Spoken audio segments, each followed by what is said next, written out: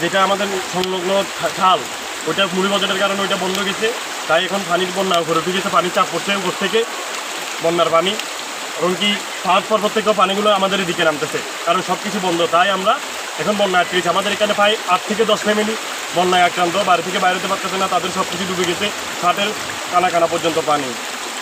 এখন এই যে আপনাদের কোনো সহায়তা আসছে না, এখনো কোনো সহায়তা আসে নাই।